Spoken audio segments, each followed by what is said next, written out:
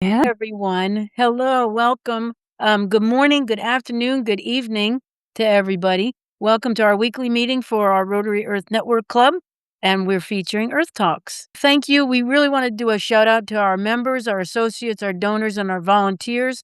If you're not a member of one of those, feel free to join us.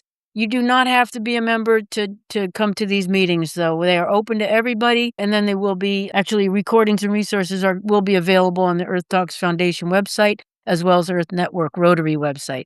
So if you missed 1 week, you're welcome to go back to our website and catch up with it. We do ask you to please mute your audio when you're not speaking, and feel free to turn off your camera to reduce our carbon footprint.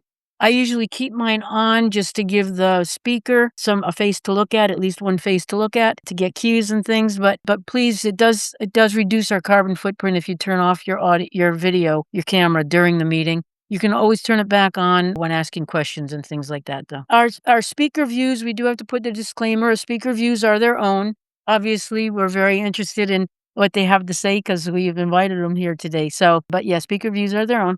And then some Zoom features are limited for safety. So contact a co-host if you need any help with anything. If you can't rename yourself and things like that. We had a Zoom bomber once, and so we have quite a few safety things up. And now we're going to do a 4-way test. And Claudia, you are in charge. Yes, hello everybody. This time Nakyoti will do the 4-way test in her language and Sebastian in his language, and both will do it in English. So just begin, Nakyoti and Sebastian. Thank you so much for this opportunity. The 4-way test of the things we think, say, or do. Is it the truth? Is the environmental excuse me. Yeah, okay, this one. Is the environmental information accurate, science-based, and excuse me, this window came over it, and transparent? It was not a transparent window that overlaid. Is it fair to all concerned? Does it protect people, ecosystems, and future generations? We should see. Will it goodwill and better friendships? Does it encourage collaboration, shared responsibility, and community trust? 4. Will it be beneficial to all concerned? Does it improve environmental health, human well-being, and long-term sustainability? 4. That is the Indian Pradesh language. Thank you for this opportunity. Yes, thank you to both of you, Nishodi and Sebastian. Appreciate it. And Claudia, thank you. Okay, I do want to ask people one more time. I know last week we asked if you belong to a RAG or a fellowship. If you didn't answer last week and you'd like a chance to put those in the chat, please put them in the chat now. We're kind of collecting how international, how involved, Rotary involved we are. And I know this club is very much so. I saw from the responses last week.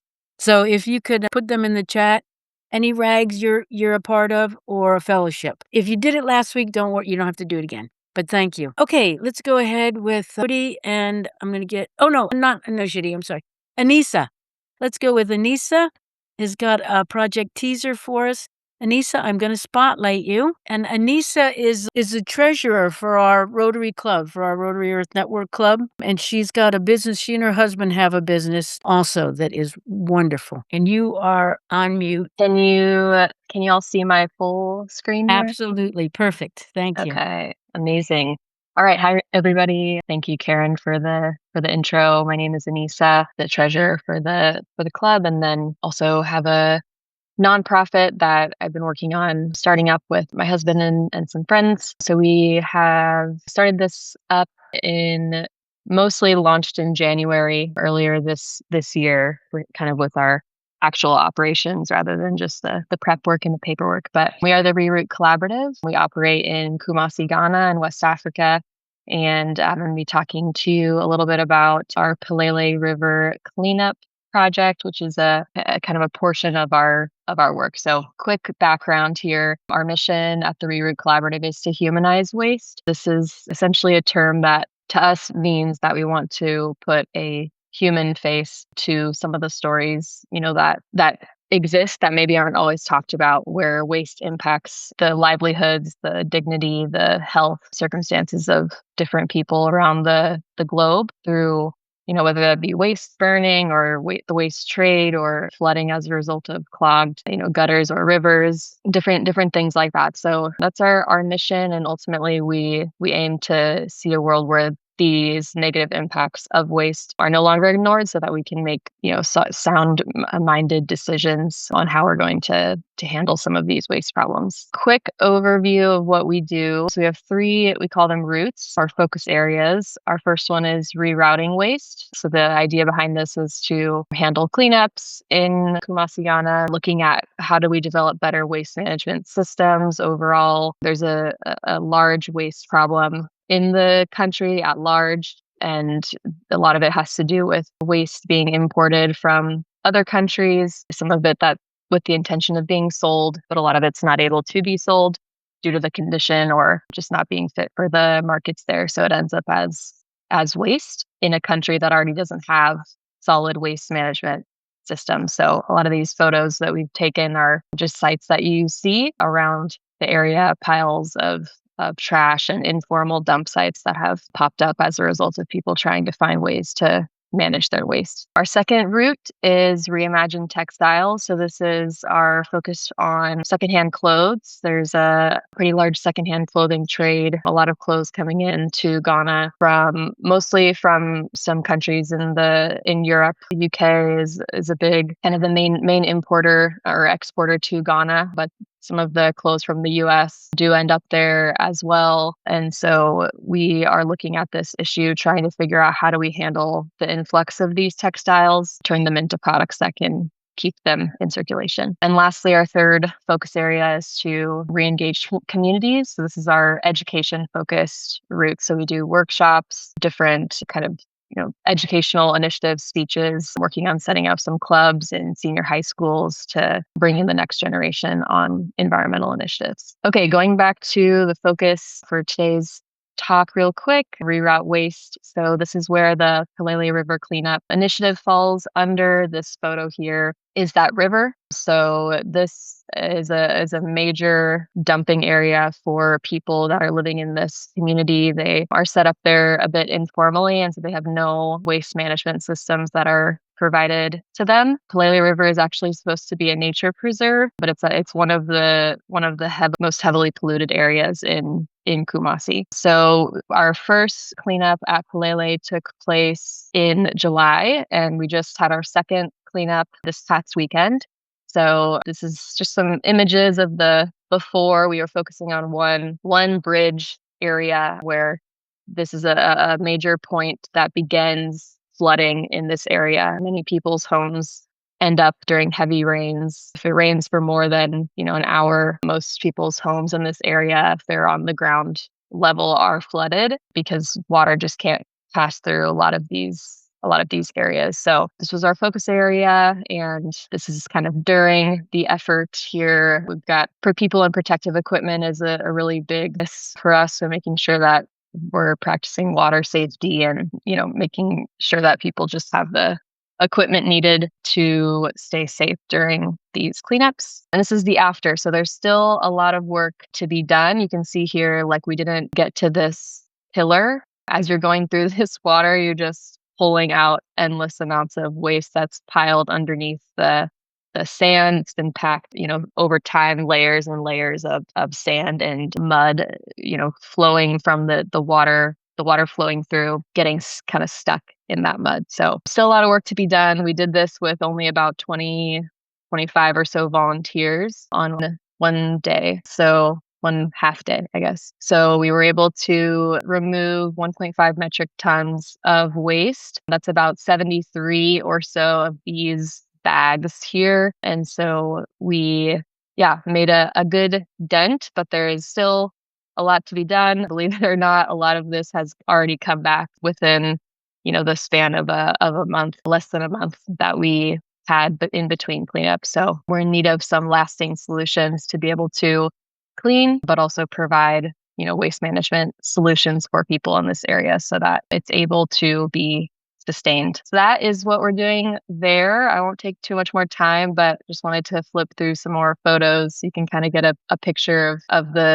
what the area looks like. If you look here, you can just see beneath the water a lot of the mud on the ground is you're not really walking on ground, you're walking on trash, but it's covered in water. So that is what we're up to. Thank you all. That was just a quick overview. This is our snippet photo of our team. We just established our office back in June. Cutest member of our team here, Rudy, up in the air. But this is our team. We're small for now. We just brought on 2 more staff members not pictured in this photo. So we're slowly growing, but that's what we're up to. So if you are curious to learn more, you want to follow along with what we're doing, you can email me or you can go onto our website at rerootcollaborative.org. We have some social media pages linked on there as well. You can follow along with what we're doing. But thank you very much. Thank you, Anissa. Fantastic. Yeah, and the whole awareness and education in the community, that's going to so pay off, with everybody. So that's fantastic.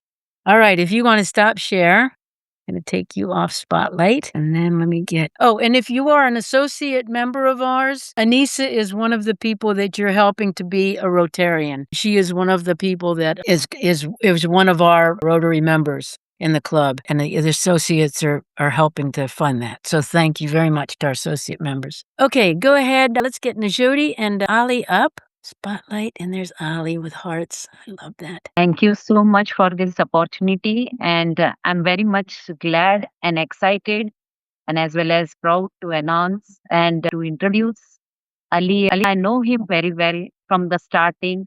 He has given the presentation for the Agricultural Task Force, and his presentation, his all involvement is totally based on the agricultural solutions and this thing. So we are working from the starting on this agricultural fellowship task force. And today that is Indian also and global also. So is born in Ankara in 1967. He is married and having one child. He graduated from METU Civil Engineering and Hydraulics in 1994, MSc in Field Crops Department at the Faculty of Agriculture, Ankara University is ongoing still.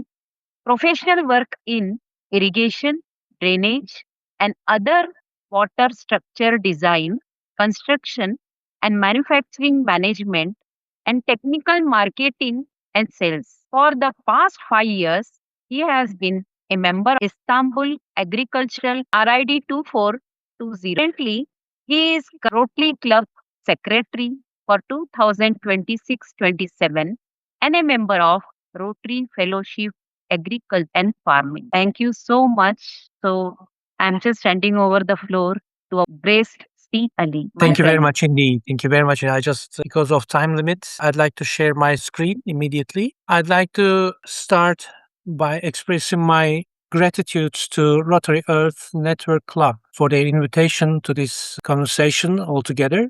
And I'm really grateful to present our club and our association with the twin clubs and its surrounding clubs and activities. As you see in the screen, I'd like to talk about agriculture in Mediterranean and Anatolia mainly because of our location. It will also cover some other locations too. Later on, you will see. There are regional circumstances that we should consider based on this Mediterranean and Anatolia by the formation of soil and climate, etc. And that gives us a kind of vision and collaboration opportunities. Here, as Jyoti mentioned, we all old friends, actually, here, old fellows. And our relation started with an action group. And within that action group, we have started with the Agriculture Task Force. And task force also will continue its meetings and presentations, etc., in the very near future. And we will be glad to also meet you there in focused meetings too, in addition to our collaboration operation that I will present here. I'd like to start with some general information with centers. That study is initiated by Russian scientist and his pupil Zhukovsky in 1926, but the main results have been taken in 1951. And they said that there are actually 8 phytogen centers, and they've been trying to identify the culture cultivated plants, which is valid as of today, and they just split into 8 territories. They had some slight mistakes in their studies, like saying bean was from China, etc.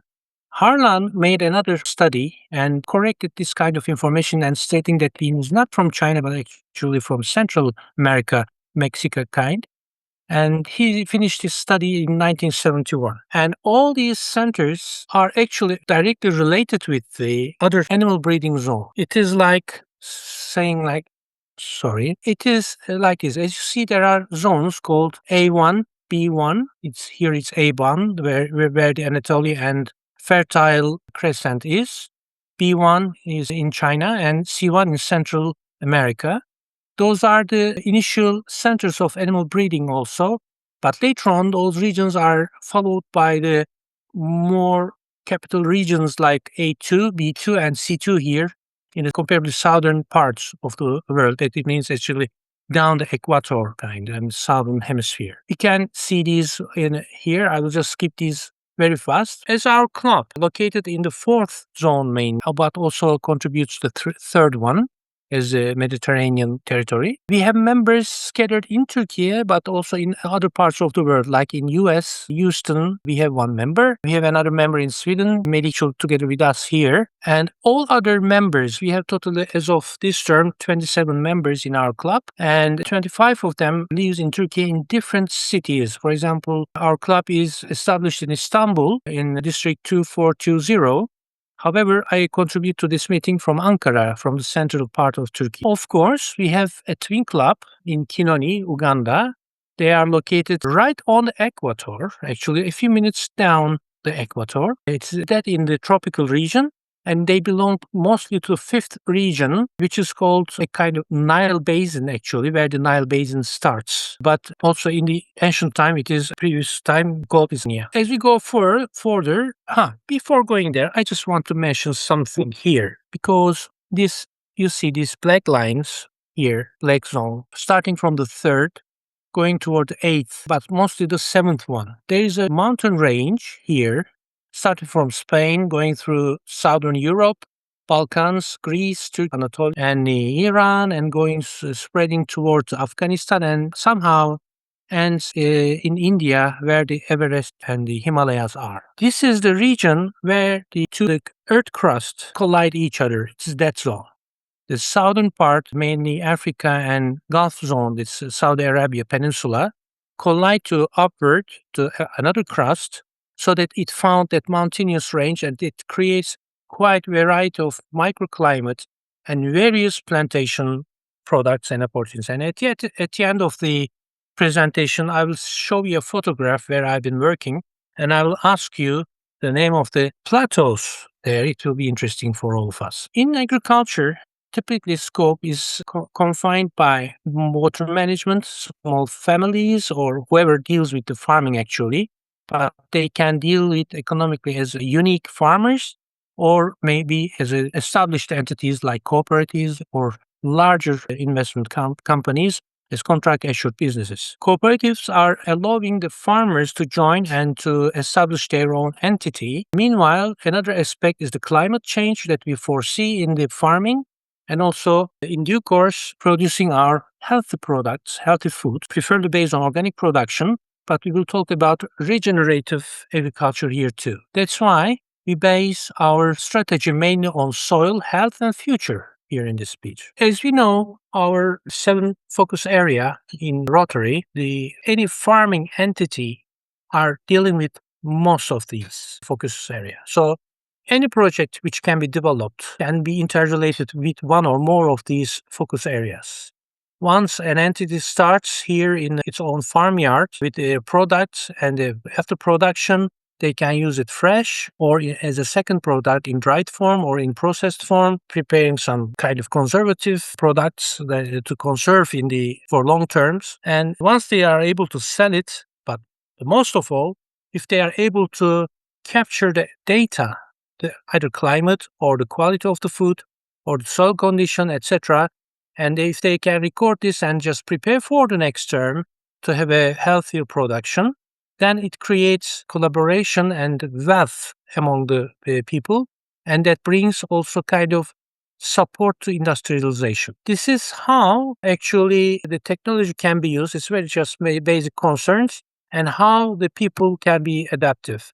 The flag is just here from the AI, but actually it belongs to any other country or region too. Therefore, sustainability, measurable impact, and the community participation are the main success criteria in the projects of Rotary. As you know, all from the application principles of the global grants, these are very important, and this leads to sustainable agriculture, food security, and climate resilience.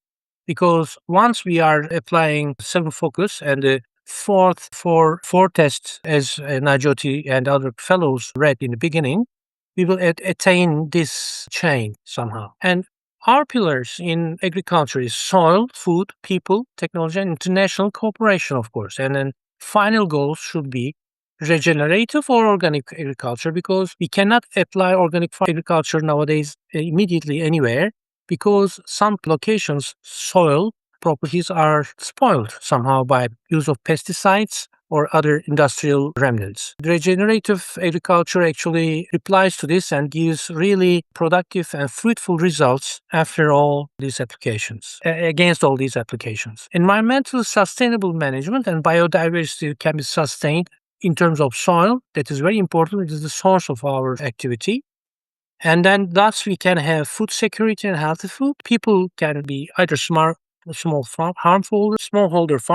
farmers, or, as we mentioned earlier, contract-based sellers. But among them, youth and women are the main, elements or members of this society, because women are main educating and producing part of this structure, and the youth can get this education from them mainly. Of course, from men are important too. I mean, we don't disregard this as exactly, but we have to give attention to this tiny difference, as I think. Meanwhile, this technology and brings with its capabilities in every aspect, because we can now talk about soilless farming, digital agriculture, data collection, measurement of impacts, etc. Here, even we can talk about synthetic food production too. I mean, nowadays we are in that age. We have to talk about this. Either we can be con and pro, or there are many things to talk about such kind of things.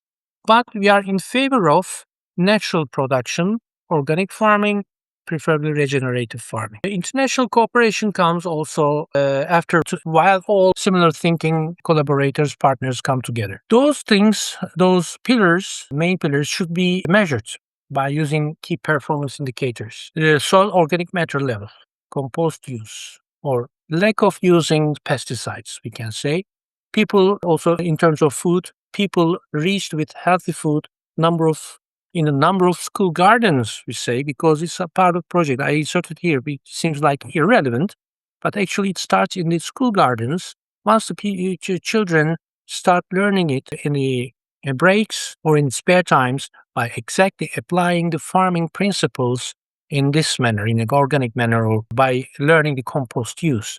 I know in many different countries, in the schools, there are such kind of volunteers, applications going on, and we do the same in our country too. People, youth, women producers, and farmers should be trained, and management performance thus will increase a lot. While people know what to do, they can collaborate, or they just act in community, in union, as in synchronicity, much better than for the people who do not know, because people who do not know act furiously without thinking. That is the overall thinking. Technology should help us in digitally monitoring the sites and establish the databases, and the data sets can be used as a projection for the next terms. And partnerships can be assured by having continuous regular joint meetings, publications, regular visits to sites, and with participation of all the members. Here, what we have as an agricultural Rotary Club and with our collaborators, we have the professional knowledge, because it's not a surprise to get a twin club with Kinoni Rotary Club too, though they don't seem like a cows-based club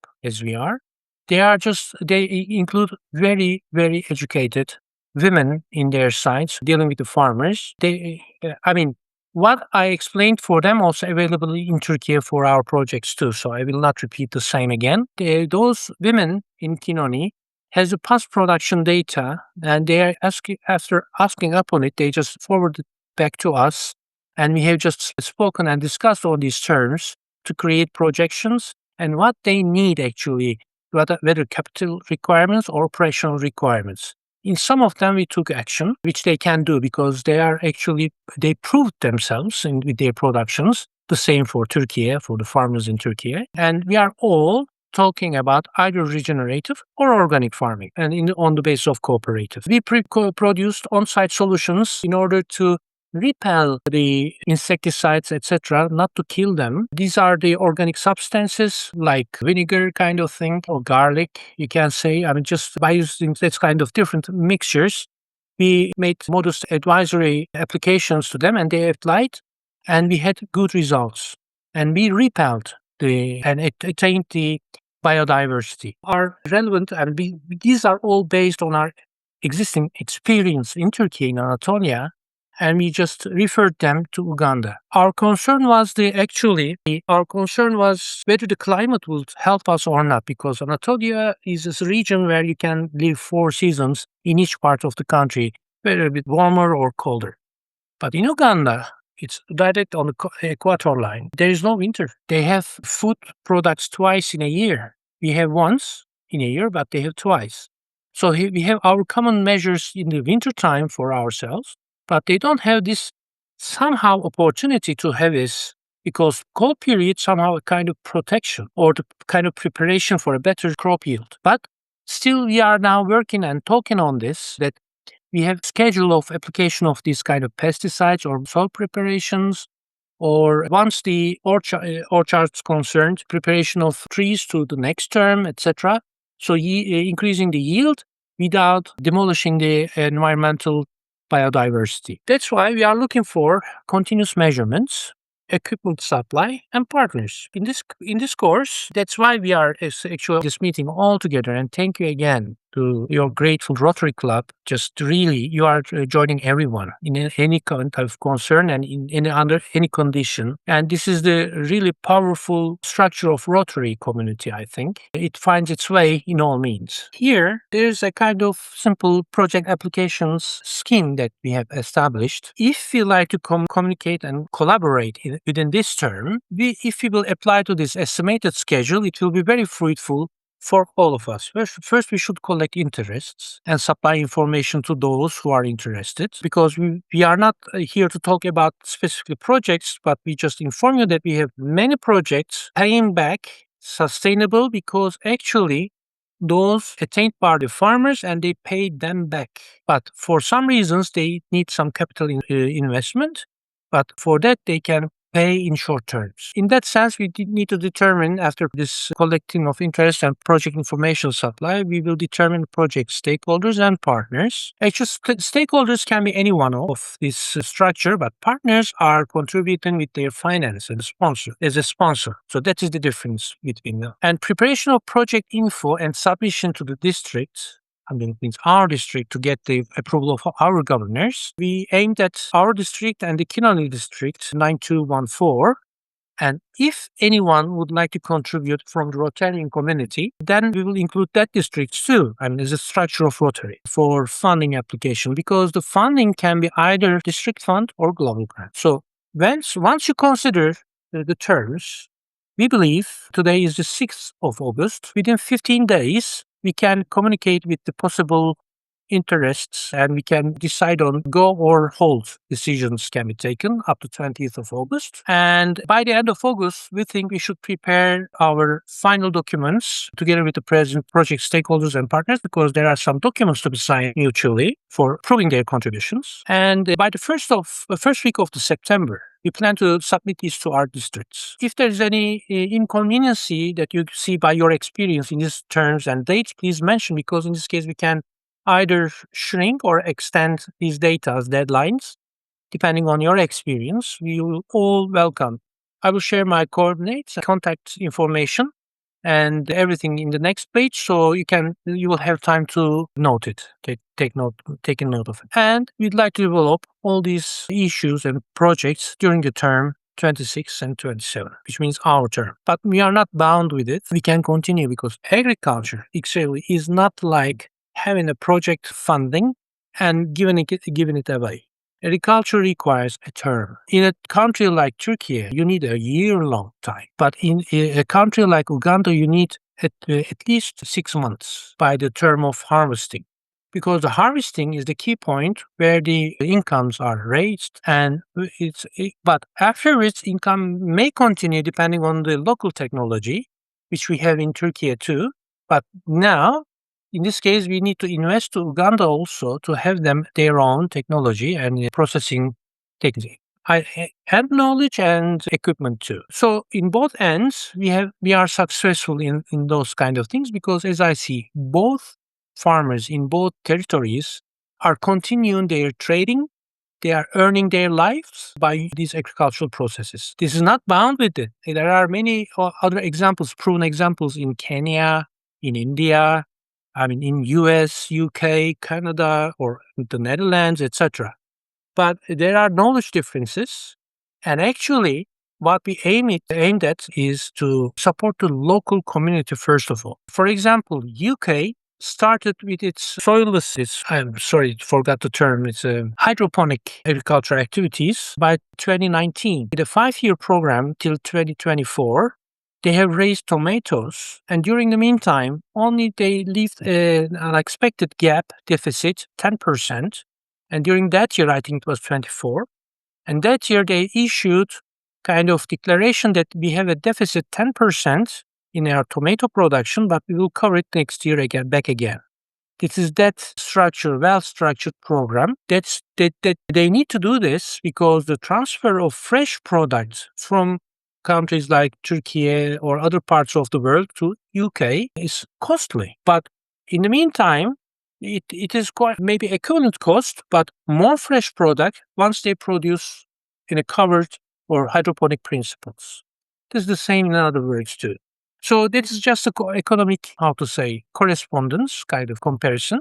That's why we need to first focus on the regional needs and concepts, because where it's just northern part of Uganda, there's a border settlement area for the Sudanese. They need food, so whom to supply to them? Of course, the local producers. And here in Turkey, we have many, many, many immigrants living in Turkey from Syria or wherever. They are also participating in production too, but at the end of the day, the math says that we need to feed them. So that is the same idea. So we have markets also in Europe too, with the organic production, but this is all the scheme of structure. I'd like to thank you a lot. I hope you can read the contact information. I will turn back to this page, but just to use the time efficiently, I will ask my question first and then come back to this page again. Here you see I told you about the mountainous range from Spain till the Himalayas. It is one example here in Turkey. It's just in the border of Turkey, in the southwest border with Syria and Iraq. And here we have you see this dune formation in the territory. I just try to combine 3 pictures together just to see the enlarged view, like panoramic view, based on the photographs that I had. I was working in this region, and this range, this angle of view, actually represents minimum 2, maybe up to 4 blocks of land in a urban area. So once you consider minimum 2 or up to 4 blocks in an urban area, it means really huge. It takes even minutes by car. And you see the dune-like formation, one before the shell collides to other one. It resembles the dunes in the bottom of the sea, sand dune. It goes down here, it's flat, and down again, and rises and down again there. It's going there. This structural in the far view also is. So the question comes. Here you see you are in the axis of collision. And on the right part, you see the red soil. And on the left part, you see the yellowish, creamy-like soil. So question is, which part belongs to Anatolia? Which part belongs to Gulf Plateau and Saudi Arabian Plateau? You can say simply according to you. to your vision, not to say left, right, but red belongs to that one and yellowish belongs to that one, for example. You are right in the axis of collision. And this applies. So I'm going back to my presentation to contact information sites, and we will collect answers very soon. I'd like to, this is the contact page. Let me make it also full screen. That shows that collision point shows while you're thinking your answers that actually those are young formations, but geographically, because once it goes to older formation and ancient, much more ancient, it is mixed with the red mixes to yellowish one, and they are all combined to each other, come on top of each other, etc. And this is really, really, really old geographical formation, refers to old geographical formation. But here we have in Anatolia, in the Saudi Arabian Peninsula, we have really young geographic formations. But even though that is so, as I told you at the beginning, in the Fertile Crescent, coming from Iranian Gulf to going up from Mesopotamia, coming to the southwest Turkey, and going down to the Syria along the shoreline up to Sinai Peninsula. This is called Fertile Crescent. And that also a young area, and this is the area where the barley is cultivated as a very, very, very first plant in our history. Barley is the very first cultivated plant in the agriculture history. Before that, we've been collecting it before cultivation. So I'd like to stop here. If anyone likes to comment with their answers or any questions, you will be welcome. Thank you for listening. Thank you so much, Ali. I have no idea which you would think. I don't see anybody answering in the chat either. I have no idea. I'm trying to think of the countries, where you said, but I don't know how to range. So I have no idea how to answer that question. Go ahead. I don't see anybody else trying to answer it in the chat. I see a lot of stuff going on in the chat, and this is such an important topic. I'm so glad you were here today. Thank you so much. You're welcome. Which one was it? Which one is it? Which one is it? Will you give us the answer? Well, you're welcome. Of course, this is just a funny question to make us think a little bit. The red part belongs to Anatolia, and the yellowish part belongs to Saudi Arabia, because that sham of the crust. That plateau is sedimentary. That's why yellowish and with some kind of layers. But the Anatolian part is reddish because it's clay and humus collected part, and that's why it's very uniform actually by color. So That please was questions. Excellent presentation. Thank you. You're I know Najodi has her hand up. I'm going to spotlight her for a minute, and she's going to do something here. Go ahead, Najodi. Is my screen is visible? Just about. There it is. Okay. Yep. Thank you so much for this excellent presentation. And Ali is my friend. I'm very much glad to introduce you. When I saw your presentation in, agricultural task force, so I actually suggested Angela to have a WhatsApp group for agricultural task force, and I initiated that WhatsApp group. And now you are the admin there, and you see the John, and you gave excellent presentation. But today I'm very much happy to introduce you from agricultural, our global fellowship, and our local first member from agricultural background. So this is really an honor, and feeling so glad and proud on behalf of all the participants today, and who are watching from the recording afterwards, who are not able to join. So in recognition of your generous contribution as a guest speaker at Earth Talks, a weekly global dialogue hosted by Rotary Earth Network Club. So we are sincerely appreciating your contribution on behalf of our President Laurie Zuckerman and our President-elect Karen Tom, and you see each and every participant, but including them, there are the background. Lot of the teamwork is going on, and many are doing the things. This is not only me or the people who joined here. So thank you to Claudia, Mark, Britt, and Christopher Stain, and everyone. Thank you. We are very much happy, and you can join our meeting all the time, same, day. Link will be shared. Anyhow, you registered, so you will receive the invitations all the time. Our next Thank you. speaker, yeah, thank you. And you see, from the Istanbul, my very best friend, who is working on agriculture. So I will definitely connect you with her. So locally, you both can work. I think, I think, I think so. yeah. I think so. Thank you. So she is working with women agricultural mainly for the women. So let us connect. Our next speaker is Tapiwa Prosper Chimbadzwa, who will speak excellent topic, same as today. So we are very much excited to hear this another session on speak peace, save nature, power of conflict, sensitive communication in conservation. So I'm going to share the link into the chat. If you want to register, you can register today. This is our Skybridge project, is initiated by Laurie, Karen, and Christopher Stein and everyone.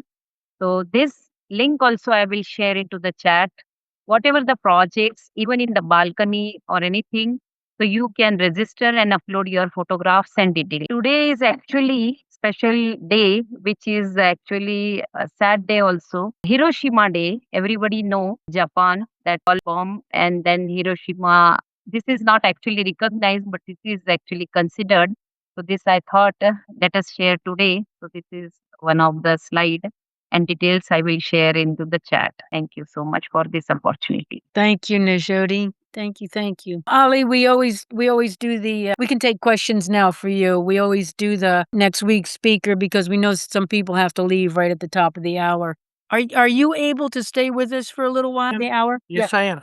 Oh, wonderful. Wonderful. Thank you so much. All right, Raj, go ahead. Do you have a question for Ali? This is such an important topic. Thank you so much. So Ali, it's an excellent presentation by you on the agriculture. I really love it. As usual, you always speak nicely. So I have two questions to you. You know, the entire agriculture field, exclusively in India, there's a change in rainfall pattern. So two things happening around the world in agriculture. One is to get adopted. What is change? For example, India, the monsoon is supposed to start in June. It has almost come in the middle of July. So we have to take care of this. Number two, there is a change going to happen. Farmer today, he has to get adapted to the climate change. Number two, the change which is forecasted maybe after 10 years, 15 years. So these are the two things we have to take very seriously in the agriculture field. Otherwise, the farmers, because farmers, the brain or entire his software in his brain is basically designed for the so many years, decades of the farming. And to change that, it's a tough task. That's I experiencing now in one of the projects which I'm conducting near Pune. So how you are going to manage it? That's a big problem, and I hope we all can do together. And another point, we most important, which is facing a problem all around the world, is food, energy, water access. The nexus is so important. The food is related to energy, food, water, and water is related to because there are the products, there are the this is the food. The rice is a highly water consuming product crop. What we are going to do it on tomorrow? Whether we are going to stop it rice or stop it if the water is not available. So how we are going to deal this issue? That's a big problem, and I'm working on it. Definitely, you are also there. Yes, Ali. Dilroy, very kind of you. Thank you very much. And very valuable questions. As pertaining to climate change, there were some investigations made by artificial intelligence in academic studies for Anatolia. They prognose that drought will be experienced in 2040, which is very close in Anatolia. Yeah. And actually, till 2040, it is not a drought in the deepest part. It will go by also proceed 10 to 15 years up to 55 or maybe 60, 50 or 55. That means actually is the deepest part of the cycle diagram. But up to going there, while we go there, by the estimation of AI study, actually it's a PhD study, up to going there, we will not sustain actually maybe in the late 30s. So we have to take precaution even earlier. Now we live it. Actually, our climate is getting hotter and hotter. It's also a kind of natural cycle that we should face because Earth goes around Sun, and that brings about some rhythmic oscillations either in the cold part or in the warmer part. And we are now going to the warmer section. This is natural part, but there is a human contribution to this too. So we should consider that part at least. What we can do is to collect the rainwater and use for irrigation kind of thing. We should pay attention more to hydroponic, aquaponic, even lately it came like fogponic farming techniques, which is mostly applied in Gulf region where the desert areas are. And just we experience some areas on Earth are getting like a desert. That's why we are making green zones in Africa, especially in the border of desert and the green zone. We make a green kind of wall kind of things. There are some projects like that. So those are all the attempts to make the climate more humid or more sustainable in terms of agriculture and to sustain our foods. But human beings are learning. We are quite on a primitive stage still while applying something or acting on something, because some of us in a rush to prevent meat production while others are trying to enforce meat production in a natural way kind of thing. So those ideas are collide to each other. I'm not for any of it in terms of people are concerned. I'm for how the nature goes. We have to suit ourselves with it. So it's actually relevant with our comfort conditions. We use our private car instead of public transport, or maybe cycling instead of cycling. But if you are living in a mountainous area, we can go with more public transport or that kind of thing. So our comfort conditions should be examined still. I like to sip my drink in the evening, which is produced by some factory and bring into my home, and I'm just losing it. I don't say that we will not drink. We will drink it, but we will use it. We will use these opportunities on a leveled manner, I suppose. That means we don't need to get into prison by ourselves, but we need to measure something. We need to be more modest in consumption. But in this case, if we will spend our time to separate our waste, at least the organic and inorganic, or the organic one into the compost. I take my neighbor's grass once it's cropped. I take the grass, I just tell him to drop into without any question, whenever, it doesn't matter.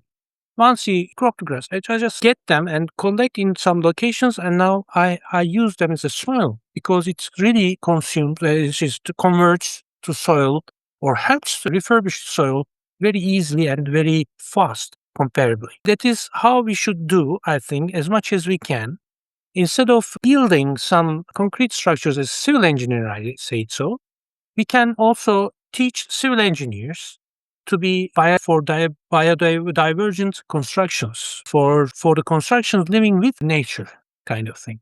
That is my critics to myself. And that's why I start studying agriculture, and I just became kind of passive person just to make industrial constructions or huge things, but getting proud with that instead. Doing some tiny hut, living with the ants and any other creatures of earth, then we'll be more peaceful. And then I think once we'll share these kind of things, it will be more helpful for us.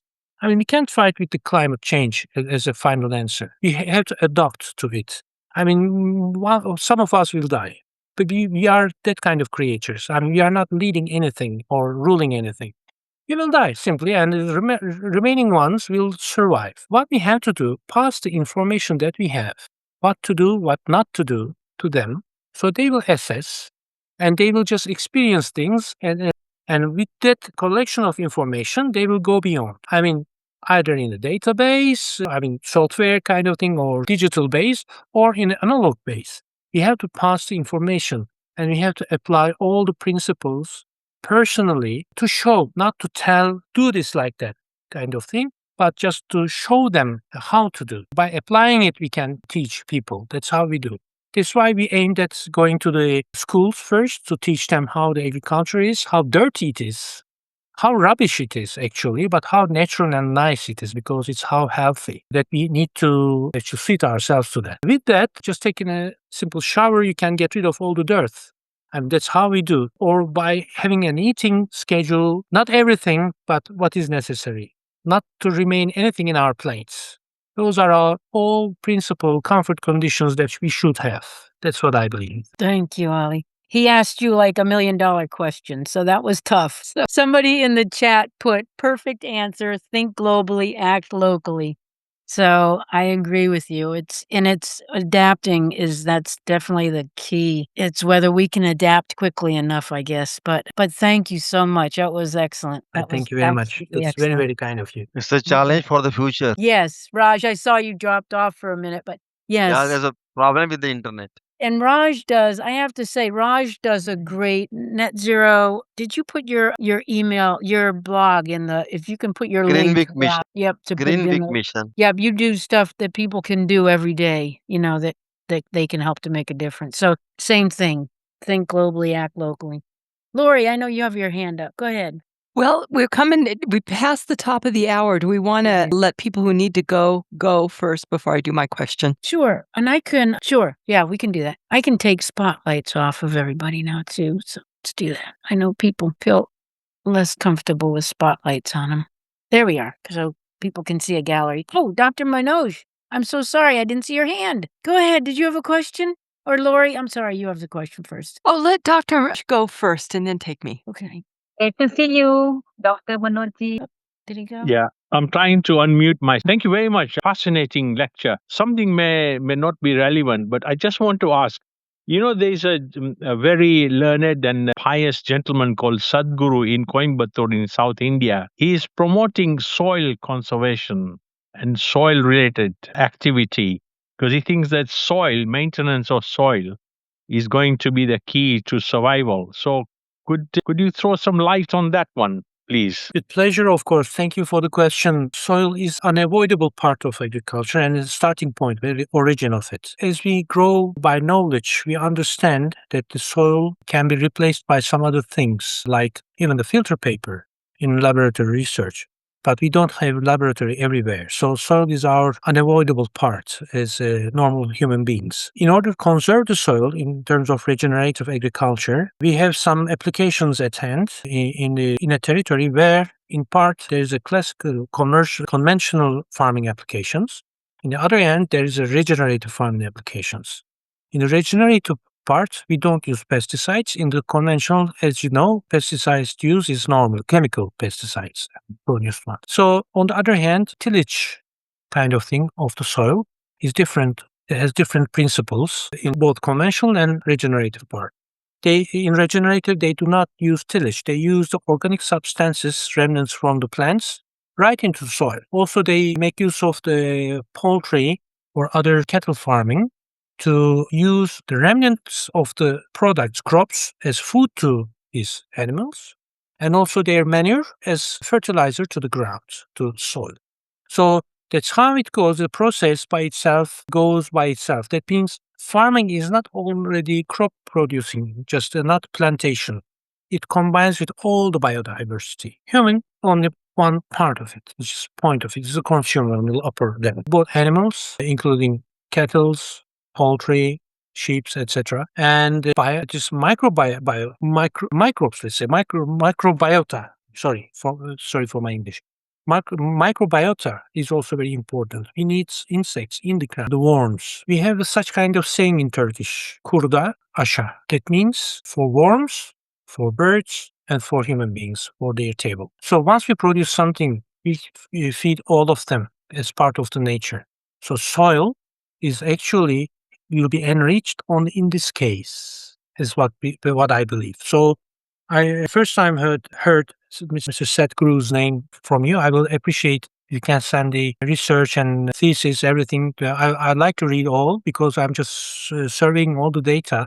And India is particularly interesting for me to know because you have monsoon rains, it's a term, but in the northern part, it's quite harsh winter prevails. So it will be interesting to know how he produces or how he manages the soil actually. We will learn from each other all the time, every time. So in this case, we will understand maybe that will be the way to fight with or just conform with the climate change too. Thank you so much. Thank you. I'll connect you with that. I'll connect you. Thank you. I will appreciate a lot. Thank you very much. Thank you, Dr. Joshi, for your question. Go ahead, Lori. Ali, you are on one hand, a very forward-thinking person, like how and living now, and how do we adapt so that we can move forward? You're very practical, hands-on, and I appreciate that. And with that in mind, I don't see Lamech on here anymore. My Oh, yeah, friend, there he is. oh, is he still here? Yep, Good. Lamech. So Lamech Yeah. is one of my friends. He He's lives here. in the African continent, and I am really thinking of my dear friends who live in the global south. Yeah. And when I think about their children's children, so 40 years from now, what are their children's children going to tell us that we should be doing now as far as two things that are most concerning to my kids, my children? What should we be doing about agriculture and the land? And what should we be doing about AI? And I'm coming at this from the viewpoint of my son lives part-time in the San Francisco Bay Area in a house of developers who are his age and very concerned about the future and how that's going to affect everything. So he's got the farmer. He grew up on a farm and lives in Guatemala right now. And so he's concerned about his farmers. And yet he's also concerned, how are these two going to interact? What would people tell us that we should be doing about those two issues? You are getting the $1 million You questions out. you need to make a projection, Lori. Should I? Well, I don't know. What will the I hope kids they tell will. us? Yeah, it's hard to make a projection. Our main task is to pass the information. That's why we are on Earth, and we are just to produce. But we produce just getting acquainted with someone else is very joyful. That's why giving a birth to a baby starts with a joyful relation. That is the gift from nature to us. But this is all to transfer the knowledge, according to my understanding. In case we like them to say good things for us, we should maybe stop commenting. We should start acting or continue with the acting, because even now at this age, we are learning with our acts. And youngsters are our university. Youngsters teach us something new that we don't know. We can be mentor to them. They can be mentee to us. But actually, this interaction goes that way, then I think we will know from them, and we will know how to transfer our language to them, or how to transfer our knowledge to them. Because we are not speaking the same tone or in the same perspective or knowledge base. And we don't use the same instruments at all. And we are that lucky generation, according to my understanding. We are growing with the analog systems. For some of us, there was no television at all in our territory. And while dying, we just die with the cell phones in our pocket. So with the privilege goes, interesting. We are living in a very fast changing era that we should take all the records. I'm just really, getting excited with this idea. If we can take all the records and we can pass them to the next generation, the other generation the next to them, will tell us maybe thanks only, because they wouldn't know anything in case they will record everything on the digital SIM cards or whatever, chip cards. That means in case electricity is absent, they should turn back to ancient Egypt. But we are in the middle. We know many things. So what to do, what not to do. I hope I was able to answer your question. I don't know. That was quite difficult one. Especially when I start studying agriculture, I recognized that Earth turns around the sun. That simple information actually digged into my mind in such a way that electron transfer in between elements depends on this structure actually. Because of this system, because of lack of this system, we cannot survive. We cannot have this balance. We can have nothing. But just based on this balance, we are now establishing our whole lives and everything. So in order to make them thank to us, we can pass this information to them purely, I think. Yes. Thank you. Thank you so much. And yes, the youngsters are our university. We need to learn from them. Yes, we do. We do. Well, thank you very much. It's about 12:17, so I wanted to see if anybody else has any other questions or comments for Ali. Mark, do you have one or no? Okay. I do want to thank Mark Hoppin. This whole time in all of our meetings, he is our sergeant at arms. And I've noticed a lot of people trying to get in and out. So he's had a busy meeting. People coming in and out. I don't know whether the time structure, I don't know, or if people are, but anyway, thank you so much, Mark. I've noticed that every time, and I think Mark's got it. So thank you. Anybody else? And Jody, thank you. Lori, yeah. Thank you so much. I hope you come back, and I hope that we can, through our foundation, have alliances so that we can keep pointing to your And- work, to your club Yes, and and fellowship.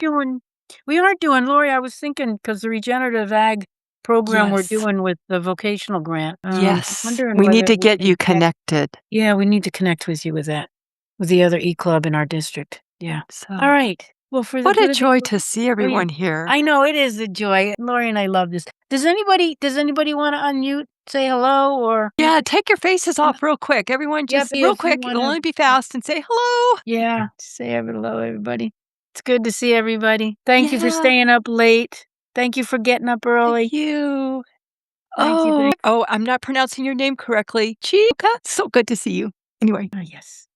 Sebastian, you have your hand up. Thank you. I was wondering if I could ask a question about the previous talk. Yeah. Sure. I was very impressed by how much dirt there is and how hard they work on that. And I was wondering if there is, the broken windows theory, that if there is dirt already, then people add dirt, and maybe that works the other way. And I was wondering if they could report that maybe people see, okay, people are caring about this, so we throw less dirt in it, or is that maybe a bit naive to think so? Let's Are ask you- Ann. Yeah, oh, you're talking about the Anissa. river cleanup. Anissa? Anissa. Yeah, Anissa. Yeah, that's what I was thinking too. She had to go run right after her talk, but we can ask her that and Yeah. get back to you about it. She did put her email in before she left. Anissa. Yeah, I noticed that too. She said, that's why I was thinking she's not, it's very difficult when you clean up an area and then boom, it's, the water comes down, and it's, we see that in Guatemala. I've seen that with the Guatemala group too. You have to just, her email. but it's like Ali said, it's more the education and the awareness, and that's so important. And the more people we involve, especially those community members, I would think, Sebastian, those guys that are doing the cleanup, the 20 people, would say, hey, wait a minute. And they'd talk to other people about, well, look at here, it's coming down from here. And maybe they'll head upstream and talk, and, Hopefully it works that way. It might work the other way, that they all say, oh, you're just crazy people. Oh, yeah. But you got to start that. You got to start that positive talk about this is our responsibility. It's our country. It's our, it's a river that runs through our area. It's, so maybe they won't litter as much in that area, and that will cause less trash downstream. So we can only do what we can do. It's that think globally and act locally. I wanted to say goodbye, and this was a wonderful meeting. I really appreciated it, and I hope to make connection with Ali Gök. And I'll see you next week, and I will say the four-way test in Turkish. And now 50 years old. I just turned 80, and I love life, and I hope to be 90 someday. Thank you so Yes. much. Bye-bye. Yes. Bye-bye. Thank you so much. And Bye, actually, Lynette. today's project teaser was also too good. Yes, we're very proud of Anissa. We're so proud of many of our members. It's so nice to get their faces on there too. It was good to see Dr. Owen last Mashoy. week and Hi. too. So, all right, bye, guys. Thank you. Thank you. See you next All week. right. Bye. See you next week. Bye.